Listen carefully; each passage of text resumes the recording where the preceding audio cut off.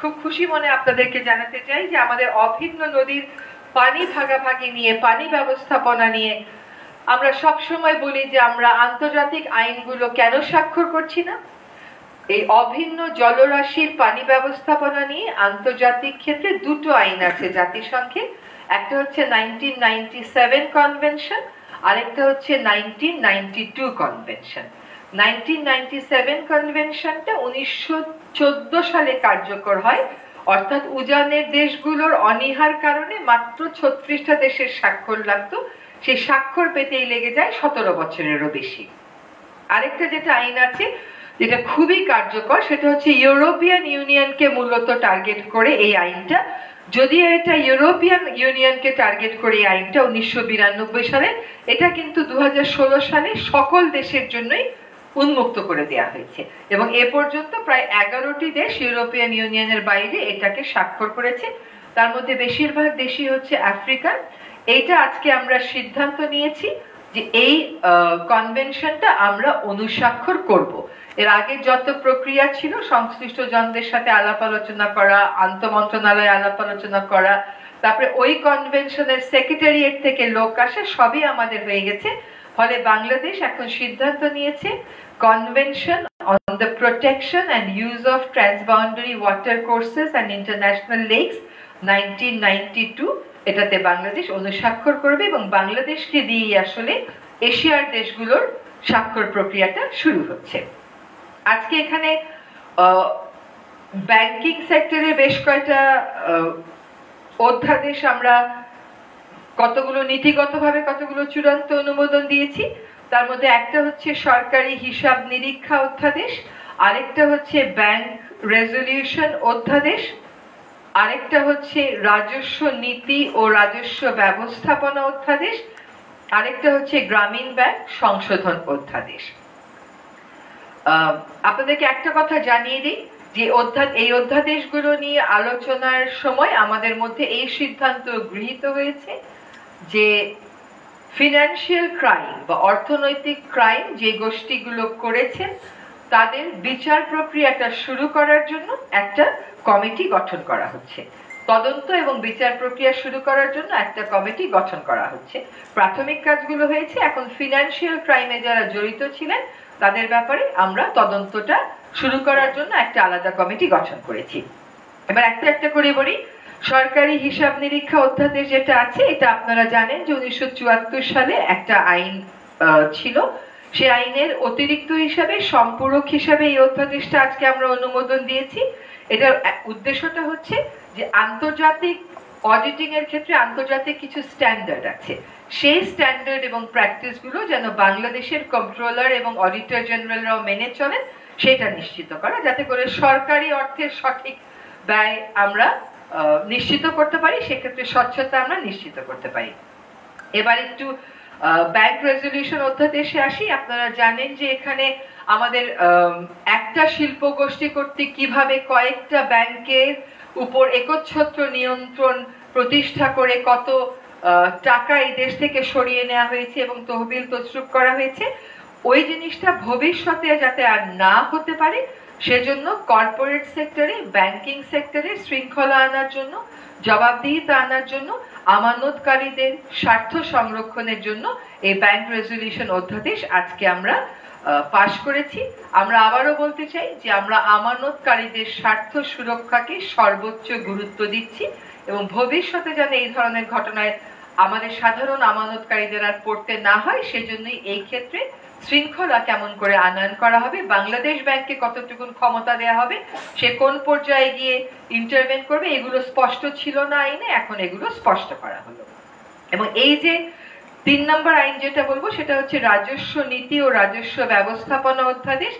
এটা কিন্তু জনপ্রশাসন সংস্কার কমিশনের একটা রিকমেন্ডেশনের বেসিসে এই অধ্যাদেশটা করা হয়েছে। আমাদের মাননীয় প্রধান উপদেষ্টা মহোদয় 26শে মার্চ যখন ঘোষণার ভাষণ দিয়েছিলেন তখন তিনি এই কথাটা বলেছিলেন যে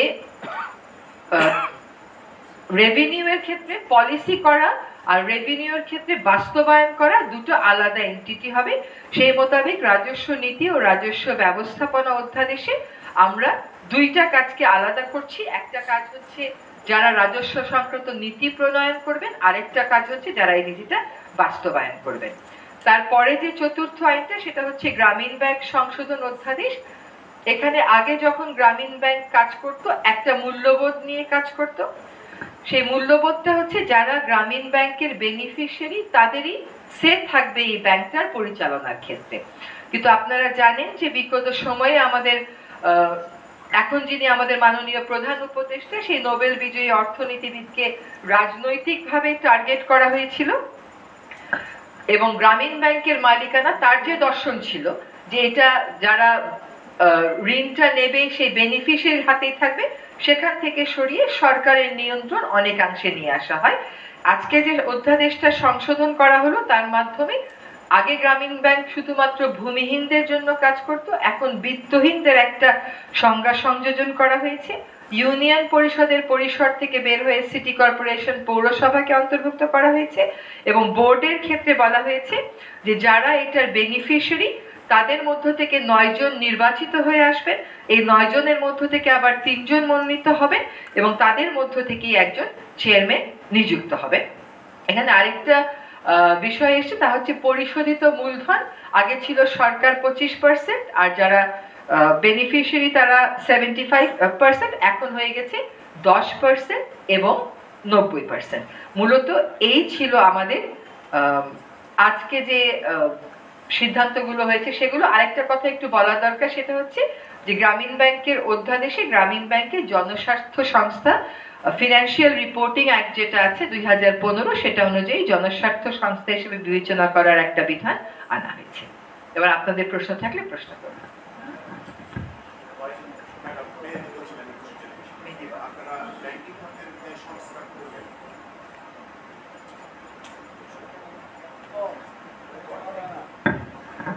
জি, মেহেদি বলছিলাম 21 টেলিভিশন থেকে। আপনারা ব্যাংকিং খাতের যে সংস্কার করলেন, আইনে যে সংস্কার করলেন, আগে আমরা দেখতাম এক একটা গোষ্ঠী একাই 7-8টা ব্যাংকের মালিকানা নামে বেনামে নিয়ে নিত। এখন এটা কি বন্ধ হবে?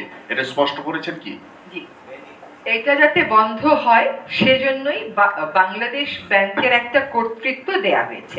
এখন এর বিস্তারিত গুলো হবে যখন বিধিমালা গুলো হবে তখন। কোন একক আধিপত্য, একচ্ছত্র আধিপত্য যেন সাধারণ আমানতকারীদের স্বার্থের জন্য বাধা স্বরূপ না হয় সেজন্যই করা, কাজে এই বিষয়টা অবশ্যই বিবেচনায় রাখা হয়েছে। জি, আসসালামু আলাইকুম। আমার নাম শাওন হাসনাত, আমি আছি টিবিএস এ। ব্যাংক রেজুলেশন অধ্যাদেশ যেটা আপনারা পাস করছেন, এর মাধ্যমে কি বাংলাদেশ ব্যাংক স্বায়ত্তশাসিত প্রতিষ্ঠান হিসেবে মানে কাজ করতে পারবে কিনা, এটার আওতায় একটা। আরেকটা হচ্ছে যে রাজস্ব নীতি ও রাজস্ব ব্যবস্থাপনা অধ্যাদেশ, এটা যেটা বলছেন তার মানে কি এনবিআর আর থাকছে না, মানে দুটো প্রতিষ্ঠান হচ্ছে? দুটো বিভাগ হচ্ছে, আপাতত দুটো বিভাগ হচ্ছে, আপাতত নামকরণ চেঞ্জ হবে এমন কোনো কথা আসেনি। কর আদায়ের যে বিষয়টা, ওটা কর সংক্রান্ত নীতি প্রণয়ন করবে একটা বিভাগ, আর রাজস্ব প্রশাসন যেটা সেটা করবে আরেকটা বিভাগ। আর একটা হচ্ছে বাংলাদেশে ব্যাংকের স্বায়ত্তশাসন থাকবে কিনা, আমার ধারণা থাকবে। ব্যাংক রেজুলেশন অধ্যাদেশে মূলত বাংলাদেশ ব্যাংক যাতে কর্পোরেট ডিসিপ্লিন এবং অ্যাকাউন্টেবিলিটি এনশিওর করতে পারে, আর যাতে যখন প্রয়োজন হয় সাধারণ আমানতকারীদের স্বার্থ সংরক্ষণে সময় থাকতেই হস্তক্ষেপ করতে পারে, সেই ক্ষমতাগুলো তাদেরকে দেয়া হয়েছে। এবং ব্যাংকের কাঠামোগত সংস্কার, কর্পোরেট সুশাসন, এই সবগুলো কথাই এবং বিধানগুলো এখানে সংযোজিত হয়েছে। আমি কি সাথে একটু অ্যাড করতে পারি?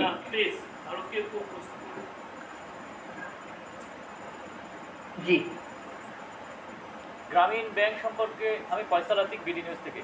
গ্রামীণ ব্যাংক সম্পর্কে যে কথাটা বলেছেন, সর্বশেষ একটা বাক্য বলেছেন যে এখন হবে 10% ভার্সেস 90%। এটা যদি আরো পরিষ্কার করেন, 10% কার 90%? 10% হচ্ছে সরকারের কাছ থেকে যাবে আর 90% হচ্ছে যারা বেনিফিশিয়ারিজ তাদের থেকে যাবে, এবং তারা এটা ক্রমান্বয়ে এই 90%টাকে মেক আপ করতে পারবে।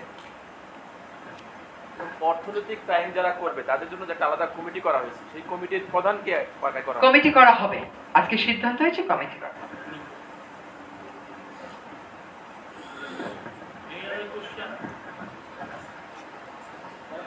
আমার নাম কাউসার, আমি নয়া দিগন্তে আছি।